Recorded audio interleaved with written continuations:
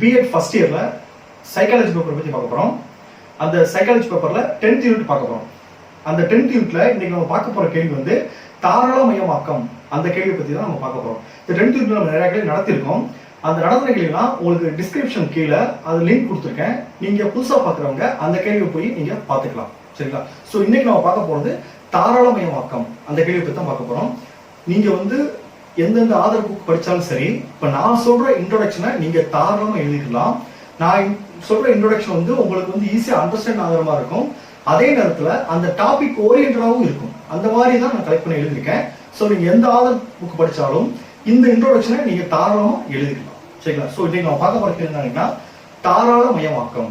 இந்த கேள்வி பத்தி நம்ம பார்க்க போறோம். ஃபர்ஸ்ட் தாராளமயமாக்கலை பத்தி ஒரு இன்ட்ரோடக்ஷன் கொடுத்துட்டு தான் அதுக்கு பிறகுதான் நம்ம கேள்விக்கு போகணும். அதாவது குழந்தை வளர்ச்சி மீது தாராளமயமாக்கல் கொள்கை. இதுக்கு ஒரு மக்கள் தொகை அடர்த்தி பத்தி பார்த்தோம், நகர்மயமாக்கல் பத்தி பார்த்தோம், இடர் பகிர்வு பத்தி பார்த்தோம். நிறைய விஷயம் இந்த கேள்வி பார்த்துக்கோம். இன்னைக்கு நம்ம பார்க்க வந்து இந்த குழந்தை வளர்ச்சி மீது தாராளமயமாக்கல் கொள்கை வந்து எந்த மாதிரி தாக்கத்தை ஏற்படுத்துது அப்படின்னு பார்க்க போறோம். ஃபர்ஸ்ட் தாராளமயமாக்கல் கொள்கைனா என்ன அப்படின்னு பார்த்தோம். ஃபர்ஸ்ட் பாருங்க, ஒரு நாட்டின் பொருளாதார கூறுகளான உற்பத்தி, விநியோகம், ஏற்றுமதி, இறக்குமதி ஆகிய அனைத்திலும் இதுதான் ஒரு நாட்டோட பொருளாதார கூறுகள்.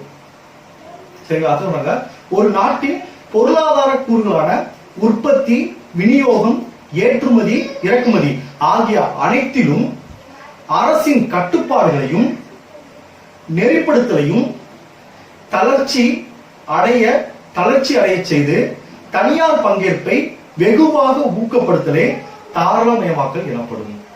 மறுபடியும் சொல்றேன், ஒரு நாட்டின் பொருளாதார கூறுகளான உற்பத்தி, விநியோகம், ஏற்றுமதி, இறக்குமதி ஆகிய அனைத்திலும் அரசின் கட்டுப்பாடுகளையும் நெறிப்படுத்தலையும் தளர்த்தி, இந்த அரசோட கட்டுப்பாடு நெறிப்படுத்தலையும் தளர்த்தி தனியார் பங்கேற்பை வெகுவாக ஊக்குவித்தலே தாராளமயமாக்கல் எனப்படும். சுருக்கமா கூறினா, தடையற்ற வர்த்தகத்தை அனுமதிப்பது என்பதே தாராளமயமாக்கல் என்பதன் பொருளாகும். தடையற்ற வர்த்தகம், ஃப்ரீ ட்ரேட்னு சொல்லுவாங்க. சரிங்களா? தடையற்ற வர்த்தகம் அனுமதிப்பது என்பதே தாராளமயமாக்கல் என்பதன் பொருளாகும். இந்த இன்ட்ரோடக்ஷன் எழுதிட்டு அதுக்கு பிறகு நான் சொல்ற விஷயத்த பாயிண்ட் அவுட் எழுதிடுவாங்க. சரிங்களா? முதல் பாயிண்ட், 1991 to 96 காலகட்டத்தில் PV நரசிம்மராவ் அவர்கள் பிரதமராக இருந்த போது நடைமுறைப்படுத்தப்பட்டது இந்த தாராளமயமாக்கல் கொள்கை. பாருங்க, 1991 to 96 காலகட்டத்தில் PV நரசிம்மராவ் அவர்கள் பிரதமராக இருந்த போது நடைமுறைப்படுத்தப்பட்டது. இது இரண்டாவது பாயிண்ட். பாருங்க, அதன் விளைவாய், இந்த நடைமுறைப்படுத்தப்பட்ட விளைவாய் இந்திய வர்த்தக சந்தையானது அந்நிய நாடுகளின் பொருட்களுக்கு தாராளமாக திறந்து விடப்பட்டது. அந்நிய பொருட்கள் தாராளமாக வந்துக்கலாம். சரியா? இதன் விளைவாய் இந்திய வர்த்தக சந்தையானது அந்நிய நாடுகளின் பொருட்களுக்கு தாராளமாக திறந்து விடப்பட்டது. இது இரண்டாவது பாயிண்ட். மூணாவது பாயிண்ட், அயல்நாட்டில் ஈடுபடும்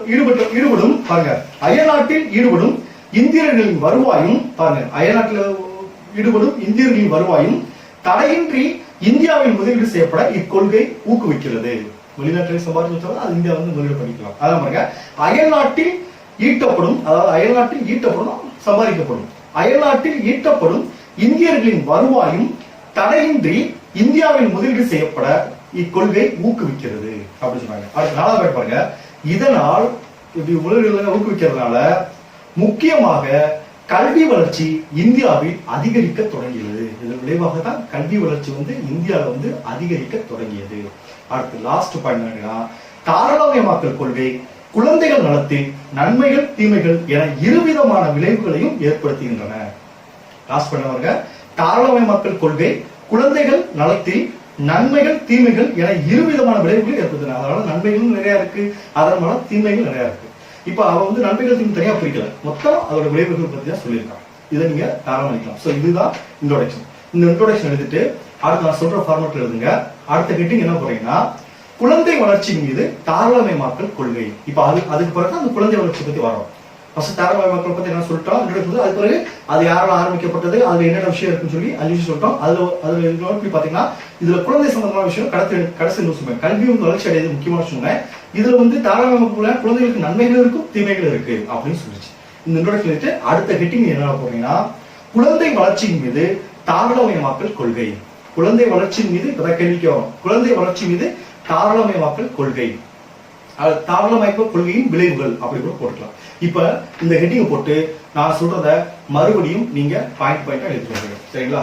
சரி பாருங்க, முதல் பாயிண்ட் நான் சொல்றத எந்த ஃபார்மேட்ல சொல்றேன் எப்படி சொல்றேன் நோட் பண்ணிட்டு எழுதுங்க சரிங்களா? முதல் பாயிண்ட் பாருங்க, அந்நிய பொருட்களின் வரவு அதிகரிப்பால் அதனை சார்ந்த வேலை வாய்ப்பு அதிகரிக்கிறது. தாராளமயமாக்கல் பொருளால அந்நிய வரவால வேலை வாய்ப்பு அதிகரிக்கிறது. நல்லா குறைச்சுங்க, சொல்றதை கேட்டாமே நீங்க எழுதிடலாம். பாருங்க, அந்நிய பொருட்களின் வரவு அதிகரிப்பால் அதனை சார்ந்த வேலை வாய்ப்பு அதிகரிக்கிறது. பணியாளர்கள் எண்ணிக்கை அதிகம் தேவையால், நிறைய வேலை வாய்ப்பு பணியாளர்கள் எண்ணிக்கை அதிகம் தேவையால் வேலை வாய்ப்பு அதிகரித்தல், வேலை வாய்ப்பு அதிகமா இருக்குது. அப்புறம் போக்குவரத்து அதிகம் தேவைப்படுவதால், டிரான்ஸ்போர்ட் அதிகம் தேவைப்படுது, போக்குவரத்தும் அதிகம் தேவைப்படுவதால் அதற்கான பணியாளர்கள் வேலை வாய்ப்பும் அதிகரித்தல் போன்றவை. இப்ப பத்தி என்ன சொல்றேன், மறுபடியும் சொல்றேன். முதல் பாயிண்ட், அந்நிய பொருட்களின் வரவு அதிகரிப்பால் அதனை சார்ந்த வேலை வாய்ப்பு அதிகரிக்கிறது. அதனை சார்ந்த வேலை வாய்ப்பு அதிகரிக்க சொல்றா, அது எதை சார்ந்ததுன்னு அடுத்து சொல்ல போறோம். அதாவது பணியாளர் எண்ணிக்கை அதிகம் தேவையால் வேலை வாய்ப்பு அதிகரித்தல் ஒண்ணு. அதாவது போக்குவரத்து அதிகம் தேவைப்படுவதால் அதற்கான பணியாளர்கள் வேலை வாய்ப்பு அதிகரித்தல் போன்றவை. இப்ப தாராளமயமாக்கல் பத்தி சொல்றோம். இதுல என்ன சார் நீ குழந்தைகள் வளர்ச்சி பத்தி வரல, அடுத்த ஹெட்டிங் முதல் பாயிண்ட போட்டு முதல் பாயிண்ட் ஒன்று போட்டு இதை எழுதிட்டு அதுக்கு கீழே பாயிண்ட் போறோம்னா குழந்தை வளர்ச்சி. இப்ப தாராளமயமாக்கல் கொள்கையை பற்றி சொல்லிச்சு, இந்த விஷயம் குழந்தை வளர்ச்சியில் எப்படி இது வருது, அப்ப அதுக்கு கீழே உங்க புக்ல இருக்காது, அதுக்கு கீழே குழந்தை வளர்ச்சி போட்டு அண்டர்லைன் பண்ணி அதுக்கு கீழே எழுதுங்க. அதாவது இந்த மாதிரி வசதி வாய்ப்புகளால குழந்தைகளுக்கு என்ன மாதிரி வளர்ச்சி, இந்த வேலை வாய்ப்பு அதிகமா கிடைக்குது, அதை கேளுங்க. இதனால் குடும்ப வருவாய் அதிகரிக்கும் போது குழந்தை வளர்ச்சி போட்டு அதுக்கு கீழே எழுதிக்குங்க. இதனால் குடும்பம் வருவாய் அதிகரிக்கும் போது இயல்பாகவே குழந்தைகளின் மனநிலை மகிழ்ச்சிகரமாக அமைகிறது. வேலைவாய்ப்பு அதிகரிக்கிறதுனால குடும்பத்துல வருவாய் அதிகரிக்கிறது, அதனால குழந்தைகளோட மனநிலை வந்து மகிழ்ச்சிகரமாக இருக்கிறது அப்படின்னு சொல்றாங்க. அது மகிழ்ச்சிகரமா இருக்கிறதுனால அது தன்னம்பிக்கையும் சமூக உணர்வையும் மேம்படுத்துகிறது. அது தன்னம்பிக்கையையும் சமூக உணர்வையும் மேம்படுத்துகிறது. வருவாய் அதிகரிப்பு வளர்ச்சிசார் செயல்பாடுகளுக்கு ஊக்கமளிக்கிறது. இந்த வருவாய் வந்து அதிகரிக்கிறதுனால அது வந்து வளர்ச்சிசார் செயல்களுக்கு ஊக்கமளிக்கிறது. இதுதான் பார்த்தா முதல் பாயிண்ட் முடிஞ்சிடும். ஃபர்ஸ்ட் முதல் பாயிண்ட் சொல்லிட்டு அது வந்து தாராளமயமாக்கல் பத்தி சொல்லிடுறோம். அதுக்கு பிறகு அது குழந்தை வளர்ச்சியில என்ன இருக்கு அப்படின்னு சொல்றோம் சரிங்களா? அப்ப குழந்தை வளர்ச்சி என்ன சொன்னேன், இந்த வேலைவாய்ப்பு இருக்குன்னு சொல்லிட்டேன். இதனால குடும்ப வருவாய் அதிகரிக்கும் போது இயல்பாகவே குழந்தைகளின் மனநிலை மகிழ்ச்சிகரமாக அமைகிறது. இந்த முதல் பாயிண்ட் இருக்குங்க. அடுத்து பாருங்க, அது தன்னம்பிக்கையும் சமூக உணர்வையும் மேம்படுத்துகிறது. தன்னம்பிக்கையும் சமூக உணர்வையும் மேம்படுத்துகிறது. அடுத்து வருவாய் அதிகரிப்புனால வளர்ச்சிசார் செயல்பாடுகளுக்கு ஊக்கமளிக்கிறது. குழந்தையோட முன்னேற்றத்துக்கு அது ஊக்கமளிக்கிறது. இது முதல் பாயிண்ட் முடிஞ்சு. அடுத்து ரெண்டாவது அதே மாதிரி தான். ஃபர்ஸ்ட் அந்த தாராளமயமாக்கல் பத்தி சொல்லிட்டு அடுத்து அந்த குழந்தை வளர்ச்சி எப்படி இருக்கு. அப்ப நீ ஒவ்வொரு பாயிண்ட்டும் எழுதி முடிச்ச பிறகு ஒரு பாயிண்ட் எழுத பிறகு அதுக்கு கீழே குழந்தை வளர்ச்சி போட்டுக்கணும். இப்ப ரெண்டாவது பாயிண்ட் பாருங்க, தாராளமயமாக்கல் கொள்கையால் அனைத்து பிரிவு மக்களும் அனைத்து வகையான பொருட்களையும் பயன்படுத்தும் உரிமை பெறுகின்றனர். எந்த பொருள் இல்லைன்னு சொல்ல முடியாது. எந்த நாட்டுல அது இருந்தாலும் நம்ம நாட்டுக்கு வந்துடும். ஏன்னா தாராளமயமாக்கல் வந்துடும். அப்ப எல்லாத்தையும் பயன்படுத்துக்கான வாய்ப்பு கிடைச்சது. அது தாராளமயமாக்கல் கொள்கையால் அனைத்து பிரிவு மக்களும் அனைத்து வகையான பொருட்களையும் பயன்படுத்தும் உரிமை பெறுகின்றனர் சரிங்களா? அதனால் வாகனம், கையடக்க தொலைபேசி இதெல்லாம் சொல்றாங்க. அதனால் வாகனம், கையடக்க தொலைபேசி, தொலைக்காட்சி போன்றவற்றின் பயன்பாட்டு வசதிகளை பயன்படுத்தாதவரே இல்லை எனலாம். தாராளமயமாக்கல் கொள்கையால் அனைத்து பிரிவு மக்களும் அனைத்து வகையான பொருட்களையும் பயன்படுத்தும் உரிமை பெறுகின்றனர். அது என்னென்ன பொருள் சொல்றாங்க, அதனால் வாகனம், அப்புறம் கையெடுக்க தொலைபேசி, அடுத்து தொலைக்காட்சி போன்றவற்றின் பயன்பாட்டு வசதிகளை பயன்படுத்தாதவரே இல்லை எனலாம். இப்ப ரெண்டாவது பாயிண்ட் தாராளமயமாக்கல் சொல்றோம். அது கீழே வந்து குழந்தை வளர்ச்சி, மறுபடியும் அது கீழே வந்து குழந்தை வளர்ச்சி. இந்த குழந்தை வளர்ச்சியில இந்த விஷயம் என்ன செய்யுது, அனைத்து பொருட்களும் அனைவரும் பயன்படுத்தலாம். இது குழந்தை வளர்ச்சியில எந்த மாதிரி விஷயத்தை கொண்டு வரும், அது கீழே குழந்தை வளர்ச்சி, அது கீழே இருக்குங்க. இதனால் குழந்தைகளுக்கு கற்றல் அனுபவங்கள் விரிவடைகின்றன. அவங்களுக்கு என்னென்ன கற்றல் சம்பந்த விஷயம் தாராளம் இருந்த இடத்துல இருந்து கிடைக்கும், எல்லா விஷயமான விஷயம் கிடைக்கும். அதாங்க, இதனால் குழந்தைகளுக்கு கற்றல் அனுபவங்கள் விரிவடைகின்றன. அறிதிறன் வளர்ச்சி பெருகுவதுடன், எல்லாத்தையும் ஈஸியா தெரிஞ்சுக்கிறாங்க, அறிதிறன் வளர்ச்சி பெருகுவதுடன் நுண்ணறிவு திறனும் எளிதாக அடையாளம் காணப்படுகிறது. இன்னைக்கு ஒருத்தர் டேலண்ட வெளிப்படுத்தணும், தன்னோட திறமை வெளிப்படுத்தணும்னா எங்கேயும் போக தேவையில்லை, இருந்த இடத்துல இருந்து வெளிப்படுத்தலாம். அதான் பாருங்க, அறிதிறன் வளர்ச்சி பெருகுவதுடன் நுண்ணறிவு திறனும் எளிதாக அடையாளம் காணப்படுகிறது. கற்றல் கடினங்கள் குறைக்கப்பட்டு எளிமையாக்கப்படுகின்றன. கற்றல் வந்து கடினமான விஷயமே கிடையாது. இன்னைக்கு எதை தேடி எங்கேயும் போக வேண்டிய அவசியம் இல்லை. வீட்டுல இருந்து எழுதி பயன்படுத்தலாம். சரிங்களா? அப்ப அதுதான் குழந்தை வளர்ச்சியில் இதை சொல்றாங்க. அதை பாருங்க, இதனால் குழந்தைகளுக்கு கற்றல் அனுபவங்கள் விரிவடைகின்றன. கற்றல் அனுபவங்கள் விரிவடைகின்றன. அறிதிறன் வளர்ச்சி பெறுகின்றன. நுண்ணறிவு திறனும் எளிதாக அடையாளம் காணப்படுகிறது. அது லாஸ்ட், கற்றல் கடினங்கள் குறைக்கப்பட்டு எளிமையாக்கப்படுகின்றன. கற்றல் கடினங்கள் வந்து குறைக்கப்பட்டு எளிமையாக்கப்படுகின்றன. இது 2வது பாயிண்ட் முடிஞ்சு. இதை பாருங்க, ஒவ்வொரு பாயிண்ட்டும் தாராளமயமாக்கல் பத்தி சொல்லிடும், அடுத்து குழந்தை வளர்ச்சி பத்தி சொல்லிடும். சரிங்களா? இது வந்து உங்களுக்கு வேற வேற புக்கையும் படிச்சா இந்த ஃபார்முலையும் எழுதிக்கணும். சரிங்களா? அடுத்து 3வது பாயிண்ட் பாருங்க. 3வது பாருங்க, தாராளமயமாக்கல் கொள்கையால் அரசின் பொது செலவு அதிகரிக்கப்படுகிறது. அரசோட செலவு அதிகரிக்கிறது. போட்டி நிறுவனம் நிறைய வந்திருக்கலாம், அதுக்கு ஈக்குவலா அரசு நிறுவனங்களும் போட்டி போடணும். அது இப்ப கல்வி நிறுவனங்களுக்கு அவங்க அதிகமாக செலவழிக்கிற விஷயம் வந்துருது. ஏன்னா மற்ற நாட்டோட கல்வி நிறுவனத்துக்கு போட்டி போட்டு தன்னுடைய தரத்தை மேம்படுத்தணும். அதுக்காக என்ன செய்யுது, தாராளமயமாக்கல் கொள்கையால் அரசின் பொது செலவு அதிகரிக்கப்படுவது. அதாவது அரசு கல்வி மற்றும் கல்வி தொடர்பான நடவடிக்கைகளுக்கு பாருங்க, அரசு கல்வி மற்றும் கல்வி தொடர்பான நடவடிக்கைகளுக்கு அதிக முக்கியத்துவம் தந்து செலவினம் அதிகரிப்பதால் நாட்டின் கல்வி வளர்ச்சி உதவுகிறது. கல்விக்காக செலவழிக்கும் போது அந்த வளர்ச்சி உயர்வடைகிறது. நல்லா கவனிச்சு மாதிரி சொன்னேன். தாராளமயமாக்கல் கொள்கையால் அரசின் பொது செலவு அதிகரிக்கப்படுகிறது. இதுதான் மெயின். அதாவது அரசு கல்வி மற்றும் கல்வி தொடர்பான நடவடிக்கைகளுக்கு அதிக முக்கியத்துவம் தந்து செலவினம் அதிகரிப்பதால் நாட்டின் கல்வி வளர்ச்சி உயர்கிறது. தாராளமயமாக்கல் பற்றி சொல்றோம். அது கீழே மறுபடியும் குழந்தை வளர்ச்சி. இப்படி எழுதுறப்ப திருத்துறவங்களுக்கு வந்து ரைட், அவர் 4 பாயிண்ட் படிச்ச வந்து புரிஞ்சுக்கலாம். ரைட், குழந்தை வளர்ச்சி பத்தி சொல்லியிருக்கான், தாராளமயமாக்கல் சொல்லியிருக்கான் அப்படின்னு சொல்லி ஈஸியா மார்க் அவுட் போயிடுவாங்க. சரிங்களா? அடுத்த குழந்தை வளர்ச்சி என்ன சொல்றாங்க பாருங்க, அதிகமா செலவழிக்காங்க. அது கல்விக்காக செலவழிக்காங்க. கல்விக்கு என்னென்ன செலவழிச்சாங்க? அவர் குழந்தைகளுக்கு சத்துணவு, மிதிவண்டி, மடிக்கணினி, லேப்டாப், குழந்தைகளுக்கு சத்துணவு, மிதிவண்டி, மடிக்கணினி, சீருடை, பாட புத்தகங்கள் போன்றவை இலவசமாக கிடைப்பதால் கற்றல் கற்பித்தல் மன அழுத்தமின்றி நடைபெறுகிறது. கற்றல் கற்பித்தல் வந்து மன அழுத்தமின்றி நடைபெறுகிறது சொல்றாங்க. சரிங்களா? ஏன்னா கல்விக்காக அதிகமாக செலவழிக்கிறாங்க. சோ இது 3வது பாயிண்ட். இப்ப தாராளமயம் வச்சு குழந்தை வளர்ச்சி வந்துச்சு. அடுத்து 4வது பாயிண்ட் பாருங்க, தாராளமயமாக்கல் கொள்கையில் தன்னிறைவு நிலை மற்றும் நுகர்வோர் விழிப்புணர்வு ஏற்படுகிறது. தன்னிறைவு நிலை தனக்கு எல்லாம் கிடைச்சிடும், எதுவுமே கிடைக்காத பொருள்னு சொல்ல முடியாது. இன்னைக்கு ஆன்லைன்ல நம்ம சர்ச் பண்ணி எல்லா பொருளும் நம்ம வாங்கிக்கலாம், கிடைக்காத பொருளும் கிடையாது. சரிங்களா? அதே தாராளமயமாக்கல் கொள்கை வந்து தன்னிறைவு, அதான் முக்கியம். தன்னிறைவு நிலை எல்லாம் கிடைக்கும். தன்னிறைவு அது தனக்கு எல்லாம் கிடைச்சா தன்னிறைவு நிலைன்னு சொல்லுவாங்க. அர்த்தமாக தாராளமயமாக்கல் கொள்கையில் தன்னிறைவு நிலை கமாவிட்டு மற்றும் நுகர்வோர் விழிப்புணர்வும் ஏற்படுகிறது. நுகர்வோர் விழிப்புணர்வு, ஏன்னா ஒவ்வொரு பொருளோட ரேட்டை வந்து ஆன்லைன்ல பாக்குறோம். கடையில போய் நீங்க வந்து ஒரு ரேட்டை அதிகமாக சொல்ல முடியாது. உடனே ஆன்லைன் தட்டி பார்த்து ஆன்லைனே இவ்வளவுதான் இருக்கு, நீங்க என்ன ரேட் சொல்றீங்க, இன்னைக்கு எல்லாமே என்ன தெரிஞ்சுக்கலாம். இது தாராளமயமாக்கல் ஒரு முக்கியமான விஷயம். தாராளமயமாக்கல் கொள்கையில் தன்னிறைவு நிலை அப்புறம் மற்றும் நுகர்வோர் விழிப்புணர்வு ஏற்படுகிறது. அப்ப இதுலதான் விழிப்புணர்வு ஏற்படுறப்ப கல்வியில எப்படி இருக்கும். அடுத்த ஹெட்டிங் வந்து குழந்தை வளர்ச்சி. ஒவ்வொன்றுக்கும் அது குழந்தை வளர்ச்சி வந்துடும். அடுத்து குழந்தை வளர்ச்சி. இதனால் குழந்தைகளின் பாதுகாப்பு உணர்வையும் உற்சாகமான மனநிலையும் பெறுவது. இதனால் வந்து குழந்தைகளுக்கு வந்து பாதுகாப்பான உணர்வையும் உற்சாகமான மனநிலையையும் பெறுவதுடன் தனக்கு தேவையான எல்லாம் கிடைக்குது. தன்னிறைவு நிலை இருக்கு, தனக்கு தேவையான எல்லாம் கிடைக்குது. அப்ப குழந்தைகள் வந்து ஒரு பாதுகாப்பான உணர்வு ஏற்படுது. சரிங்களா? அதான் இதனால் குழந்தைகள் பாதுகாப்பான உணர்வையும் உற்சாகமான மனநிலையையும் பெறுவதுடன் தமது ஆளுமை திறனையும் வெளிப்படுத்துகின்றன. தம்முடைய ஆளுமை திறனையும் வெளிப்படுத்துகின்றன.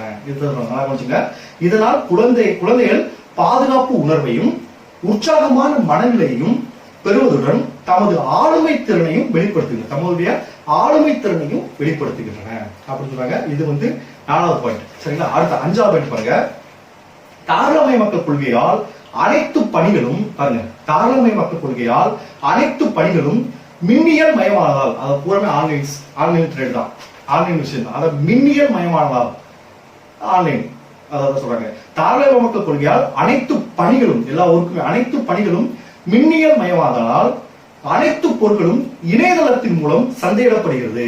அனைத்து பொருட்களும் இணையதளத்தின் மூலம் சந்தையிடப்படுகிறது.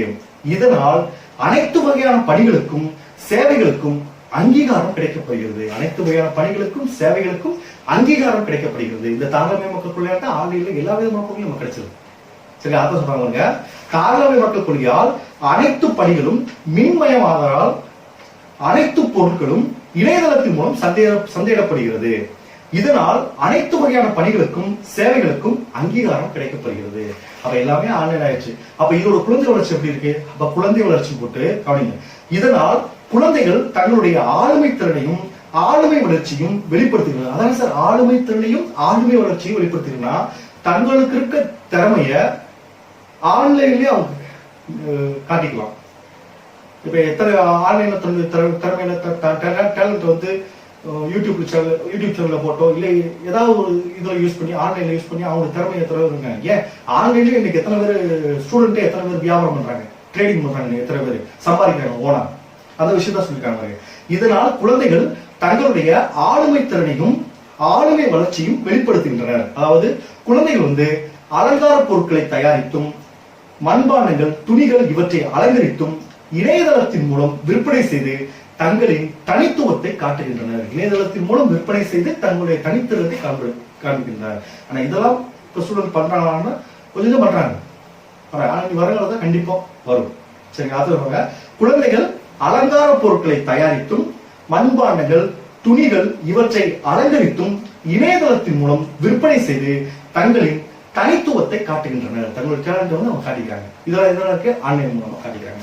சோ இதுதான் 5வது பாயிண்ட். அடுத்து பாருங்க 6வது பாயிண்ட் பாருங்க. தாராளமயமாக்கல் கொள்கையில் விற்பனை அதிகரித்து பொருட்களுக்கான பகிர்வு சமப்படுத்தப்படுவதால் நுகர்வு அதிகரிக்கிறது. பாருங்க விற்பனை அதிகரிக்கிறதுனால ரேட் அதோடைய பொருளோட இதுவும் சமத்துவப்படுது. இன்னொரு விட போட்டி ஆன்லைன் நிறுவனங்களால எல்லாமே தெரிஞ்சிருது. ரேட் முதற்கொண்டு குவாலிட்டி முதற்கொண்டு எல்லாமே தெரிஞ்சிருது. அப்ப அந்த விற்பனை சமநிலைப்படுத்துவதனால எல்லாருக்கும் எல்லாம் கிடைச்சது. அதனால தாராளமயமாக்கல் கொள்கையால் விற்பனை அதிகரித்து பொருட்களுக்கான பகிர்வு சமத்துவப்படுவதால் பொருட்களுக்கான பகிர்வு வந்து சமத்துவப்படுவதால் ஆன்லைன் வந்து ஒரு ஆளுக்கு ஒரு ரேட் இருக்காது, எல்லாருக்கும் சேம ஒரே ரேட்டா தான் இருக்கும். அதாவது பொருட்களுக்கான பகிர்வு சமப்படுவதால் நுகர்வு அதிகரிக்கிறது. சரி, இது குழந்தைகள் வளர்ச்சி. அடுத்த கேட்டீங்க குழந்தை வளர்ச்சி. இதுல குழந்தை வளர்ச்சி என்ன சார் வருது பாருங்க.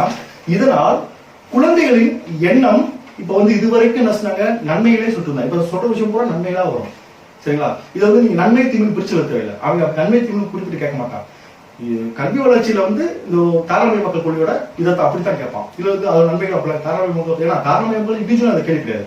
குழந்தைகள் வளர்ச்சியில தாராளமயமாக்கல் எப்படி இருக்குன்னு கேள்வி. சோ நன்மைகள் தீமை கேட்க மாட்டான், பொதுவா தான் கேட்பான். சோ இந்த கொஸ்டின் இதுவரையும் இப்ப அதை பத்தி நான் நல்ல விஷயமா சொல்லிட்டு வராங்க. ஏன்னா இன்ட்ரோடக்ஷன் நான் சொல்லியிருந்தேன், நன்மைக்கு இருக்கு தீமை இருக்குன்னு நான் இன்ட்ரோடக்ஷன் சொல்லியிருந்தேன். சோ இது வரைக்கும் வந்து நல்ல விஷயம் சொல்றாங்க. இப்ப என்ன செய்யறாங்க, நெகட்டிவ் இப்ப தீமையான விஷயம் சொல்லிட்டு வராங்க. அதவங்க தாராளமயமாக்கல் கொள்கையினால் விற்பனை அதிகரித்து பொருட்களுக்கான பகிர்வு சமர்ப்படுத்தப்படுவதால் நுகர்வு அதிகரிக்குன்னு சொல்றேன். இதுல அடுத்து குழந்தை வளர்ச்சி. இப்படி எல்லா பொருளும் கிடைக்கிறதுனால குழந்தைகளுடைய கல்வி பாதிக்குது. அதுலதான் ஆர்வம் செலுத்து சொல்ல வராங்க. குழந்தை வளர்ச்சி. இதனால் குழந்தைகள் எண்ணம் அதனை பயன்படுத்துவதிலேயே இருப்பதால், அந்த பொருள் அதை பயன்படுத்தி இருப்பதால் அவர்களின் நேரம் வீணடிக்கப்படுகிறது. உண்மையான விஷயம் தான். அவர்களின் நேரம் வீணடிக்கப்படுகிறது. இதனால் கற்றலில் கவனமின்மை, விளையாட்டில் நாட்டமின்மை, சோர்வு, அச்ச உணர்வு, பள்ளி செல்லாமை போன்றவை ஏற்படுகின்றன. ஒரு செல்லே ஒரு அட்வர்ட் சொன்னா அந்த செல்ல தான் அதிக நேரம் செலவழிக்கணும். சரிங்களா? குழந்தைகள் வந்து வெளியே விளையாடுறதே நீ குறைஞ்சிருச்சு. அதான் பாருங்க. இதனால் குழந்தைகளின் எண்ணம் அதனை பயன்படுத்துவதிலே இருப்பதால் அவர்களின் நேரம் வீணடிக்கப்படுகிறது. இதனால் கற்றலில் கவனமின்மை, விளையாட்டில் நாட்டமின்மை, சோர்வு, அச்ச உணர்வு, பள்ளி செல்லாமை போன்றவை ஏற்படுகின்றன. இது 6வது பாயிண்ட். 7வது பாருங்க. தாராளமயமாக்கல் கொள்கையால் பெற்றோர்கள் கல்வியின் மீது அக்கறை கொள்வதில்லை. பாருங்க, பெற்றோர்கள் வந்து கல்வியின் மீது அக்கறை கொள்வதில்லை. ஏனென்றால் அவர்கள் தங்கள் தொழில் மேல் கொண்டுள்ள ஈடுபாட்டாலும், தொழிலை டெவலப் பண்ணணும், தொழில் மேல் உள்ள ஈடுபாட்டாலும் வேலை சுமையாலும் வீட்டு வேலைகளை குழந்தைகள் மீது சுமத்துகின்றனர். குறிப்பாக பெண் குழந்தைகளை வீட்டு வேலையின் மீது அதிக சுமத்துகின்றனர் அப்படின்னு சொல்றாங்க. பாருங்க, தாராளமயமாக்கல் கொள்கையால் பெற்றோர்கள் கல்வியின் மீது அக்கறை கொள்வதில்லை. அவர்கள் தங்கள் தொழில் மேல் கொண்டுள்ள ஈடுபாட்டாலும் வேலை சுமையாலும் வீட்டு வேலைகளை குழந்தைகள் மீது சுமத்துகின்றனர். அது குறிப்பாக பெண் குழந்தைகள் மீது அதிக வீட்டு வேலைகளை சுமத்துகின்றனர் அப்படின்னு சொல்றாங்க. சரி, இது வந்து தாராளமயமாக்கல்ல இது சொன்னாங்க. சரி, இதனால குழந்தைகளுக்கு என்ன சம்பாதிப்படுது? அடுத்து குழந்தை வளர்ச்சி. அடுத்த கேள்வி குழந்தை, ஒவ்வொன்றுக்கும் குழந்தை வளர்ச்சி இருக்கணும். குழந்தை வளர்ச்சி மறந்தாங்க. அடுத்து குழந்தை வளர்ச்சி போட்டுன்னா இதனால என்ன ஏற்படுது? குழந்தைகளுக்கு கற்றலில் வெறுப்பு ஏற்படுகிறது, அச்சம் ஏற்படுகிறது, ஆர்வமின்மை ஏற்படுகிறது. இந்த பிரச்சனால குழந்தைகளுக்கு கற்றலில் வெறுப்பு ஏற்படுகிறது, அச்சம் ஏற்படுகிறது, ஆர்வமின்மை ஏற்படுகிறது. சரிங்களா? அடுத்து 8வது பாயிண்ட் பாருங்க. தாராளமயமாக்கல் கொள்கையால் அனைவருக்கும் குழந்தைகளை ஒரு ஆதாரமாக கொள்ளும் எண்ணம் உருவாகிறது. அதான் சார், ஒரு குழந்தைகளை ஆதாரமாக கொள்ளும் எண்ணம் உருவாகிறது. தாராளமயமாக்கல் கொள்கையால் அனைவருக்கும் குழந்தைகளை ஒரு ஆதாரமாக கொள்ளும் எண்ணம் உருவாகியுள்ளது. குழந்தைகளை ஒரு ஆதாரமாக கொள்ளும் எண்ணம் என்ன அர்த்தம்? எடுத்துக்காட்டு, ஒரு குழந்தைகள் சம்பந்தமான விளம்பரம் இல்ல குழந்தைகள் சம்பந்தமான ஒரு ஃபுட்டை பத்தியோ இதை பத்தியோ ஒரு ரிலேஷன் கொடுக்கலாம். குழந்தைகள் வந்து அந்த விளம்பரமா பயன்படுத்துறாங்க. அந்த பொருள் அது வந்து உண்மையிலேயே உடலுக்கு நல்லதா வைக்கிறதா தெரியாது. ஆனா அது குழந்தைகள் வந்து அடையாளப்படுத்துறாங்க இந்த பொருளுக்கு. அப்ப மற்ற எல்லாரும் நினைப்பாங்க, சரி உண்மையிலே அந்த பொருளோட குவாலிட்டி இருக்கு போல அப்படின்னு நினைச்சிருக்காங்க. அது ஒரு தவறான விஷயம். அதை எடுத்துக்காட்டு, குழந்தைகளின் ஊட்டச்சத்துக்களை காரணம் காட்டி பல பொருட்களின் விற்பனையாளர்கள் குழந்தைகளை விளம்பரப்படுத்துவதற்கு பயன்படுத்துகின்றனர். இன்னைக்கு இந்த கொரோனா இஷ்யூல யாராவது இன்னைக்கு இந்த பிஸ்கட் சாப்பிடுங்க, இல்ல இந்த பொன்மிட்டா சாப்பிடுங்க, இல்ல ஹார்லிக்ஸ் சாப்பிடுங்க, யாராவது சொல்ல முடியுதா? இதெல்லாம் வந்து குழந்தைகள் எதிர்ப்பு சக்தி கூடுது, இதை சாப்பிடுங்க அப்படின்னு யாராவது இன்னைக்கு உறுதியா சொல்ல முடியுதா? முடியல. சரிங்களா? அது ஒரு விஷயம் தான். அதான் பாருங்க, தாராளமயமாக்கல் கொள்கையால் அனைவருக்கும் குழந்தைகளை ஒரு ஆதாரமாக கொள்ளும் எண்ணம் உருவாகியுள்ளது. அதில் எடுத்துக்காட்டும் போது, குழந்தைகளின் ஊட்டச்சத்துக்களை காரணம் காட்டி பல பொருட்களின் விற்பனையாளர்கள் குழந்தைகளை விளம்பரத்துக்கு பயன்படுத்துகின்றனர். சரிங்களா? இதை சொல்லிட்டு அடுத்து குழந்தை வளர்ச்சி எப்படி வரும் சார்? குழந்தைகள் கற்றலில் குறைபாடு அடைகின்றனர். சரிங்களா? அதுலதான் அவங்க ஆர்வம். குழந்தைகளோட கற்றலில் குறைபாடு அடைகின்றனர். ஊடகங்களின் தாக்கம் கற்றலில் அலட்சியத்தன்மையை காட்டுகிறது. இந்த ஊடகங்களுடைய எஃபெக்ட்னால கற்றலில் அலட்சியத்தன்மை காட்டுகிறது. குழந்தைகளோட கற்றல் வந்து அலட்சியத்தன்மை காட்டுகிறது. சில சமயங்களில் தவறான பாதைக்கும் அழைத்து செல்கிறது. அப்படிங்கிறாங்க. குழந்தைகள் கற்றலில் குறைபாடு அடைகின்றனர். ஊடகங்களின் தாக்கம் கற்றலில் அலட்சியத்தன்மையை காட்டுகிறது. சில சமயங்களில் தவறான பாதைக்கும் அழைத்து செல்கிறது. சோ இதுதான் உங்களுக்கு தாராளமயமாக்கல் சொல்லிட்டேன். அடுத்த தாராளமயமாக்கல் அடுத்த என்ன கேட்டீங்க சொன்னேன்? தாராளமயமாக்கல் வந்து குழந்தை வளர்ச்சி மீது தாராளமயமாக்கல் கொள்கை விளைவுகள் அப்படின்னு சொல்லும் போது இந்த பாயிண்ட் வந்தேன். 8 பாயிண்ட் சொன்னேன். ஆனா உங்களுக்கு கணக்கிட்டு பார்த்தா 16 பாயிண்ட் வரும். ஏன்னா ஒவ்வொன்றையும் குழந்தை வளர்ச்சி பத்தி வந்துடும். அப்போ உங்களுக்கு 16 பாயிண்ட் கணக்கு வரும். இப்ப நீங்க இது எழுதினாவே உங்களுக்கு 5 பக்கம் 6 பக்கம் வரும். இந்த கேள்வியை பொறுத்தளவுக்கு இந்த தனியார் மயமாக்கல் இருக்கு, தாராளமயமாக்கலுக்கு, உலகமயமாக்கல் இருக்கு. உங்களுக்கு கொஸ்டின் பாத்தீங்கன்னா 2 மட்டும் சேர்த்து ஒரு டைம் கேட்டிருக்கான், அப்புறமா இண்டிவிஜுவலா கேட்டிருக்கான். சரிங்களா? நம்ம 3ஐயும் விரிவா இப்ப ஏற்கனவே தனியார் மயமாக்கல் எடுத்துட்டு தாராளமயமாக்கல் கிட்ட உலகமயமாக்கல் மட்டும் இருக்கு. அது அடுத்த கிளாஸ் போட்டா இது நமக்கு முடிஞ்சிடும். சரிங்களா? சோ அவன் 1 இண்டிவிஜுவலா கேட்டாலும் நீங்க 5 பக்கம் வர மாதிரி எழுதிக்கலாம். அதே இது 2 or 3 சேர்த்துக்கிட்டோம்னா இதுல எது நீங்க குறைக்க முடியுமோ குறைச்சு நீங்க எழுதிக்கலாம். சரிங்களா? சோ அடுத்த கிளாஸ்ல நம்ம உலகமயமாக்கல் பத்தி பார்ப்போம். Okay, thank you. நம்ம பேசுவோம்.